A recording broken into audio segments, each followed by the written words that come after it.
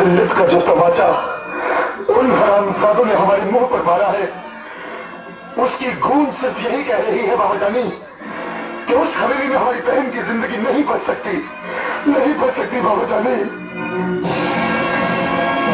मगर अब शेर खान के पूरे खानदान को मैं बताऊंगा।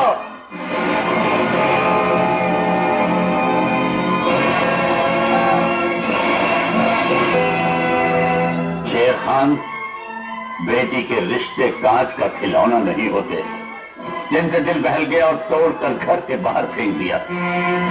मेरी बच्ची ने ऐसा कौन सा गुनाह किया था जिसकी तूने उसे इतनी सख्त सजा दी? सजा उसे नहीं तुझे दी है, गुनहगार वो नहीं तू है। अब शेर खान की हवेली के साए में आ ही गया है तो जवाब भी देता जा। मेरा दादा आसिफ खान, परदादा खुल खान और चाचा शाहरुख खान, इनमें से कौन है जिसे तू नहीं जानता?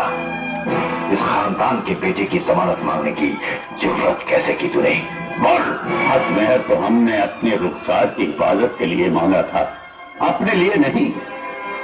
समझी साईं, ठंडे दिमाग से अपने दिल पर हाथ रखकर सोच, क्या कोई बाप अपनी औलाद के लिए बुरा सोच सकता है? तेरी सोच में छुपी हुई खोट मैं उसी दिन समझ गया था फतेह खान। तूने सोचा कि 50 लाख रुपए और 100 एकड़ जमीन के नीचे दबकर शेर खान दफन हो जाएगा, खामोश हो जाएगा, बारात लेकर वापस लौट जाएगा। तूने मेरी जिल्लत देखनी चाहिए थी, जिल्लत। इसीलिए हक महर का ढोंग रचाया था तूने। बाप होने के नाते अपनी बेटी के लिए हक महर मांगने का हमें हक था। तेरा जो हक था हमने अदा कर दिया।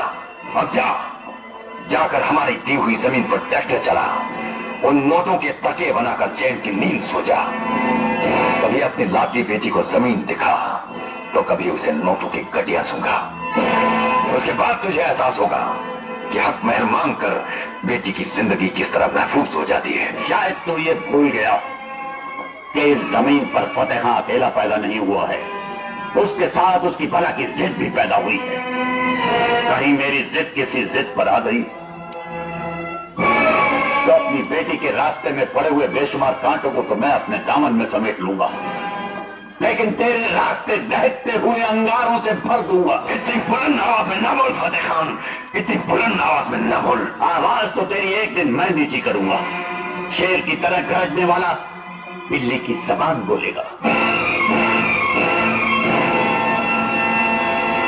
तुझे फतेह खां की दहलीज पर सर झुकाकर, नाक रगड़कर मेरी बेटी फिर से मांगनी पड़ेगी। तेरी बेटी को हमने मांग भी लिया, निकाह भी किया, अपना भी लिया और छोड़ भी लिया।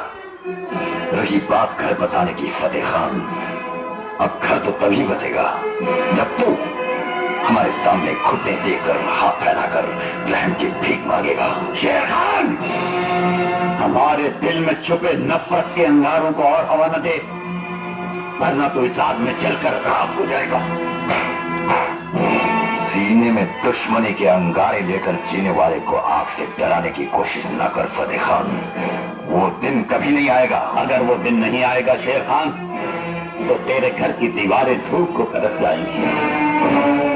फिर हम सूरज को अपने हाथ में लेकर तेरी हवेली के आंगन में रोशन कर देंगे और तुझे कहेंगे कि देख, आज वो दिन निकल आया। फिर तुझे नाक रगड़ने के लिए हमारे सामने झुकना पड़ेगा। एक पहाड़ का नाम है शेर खान, और पहाड़ न किसी के सामने चलकर जाते हैं, न किसी के सामने झुकते हैं। अगर ऐसा हुआ तो हम उस पहाड़ को जड़ से उखाड़ कर फेंक देंगे, जड़ से उखाड़ कर फेंक देंगे। फतेह खान, इस पहाड़ की जड़ की तलाश करते करते तेरी नस्लों की नस्लें खत्म हो जाएंगी।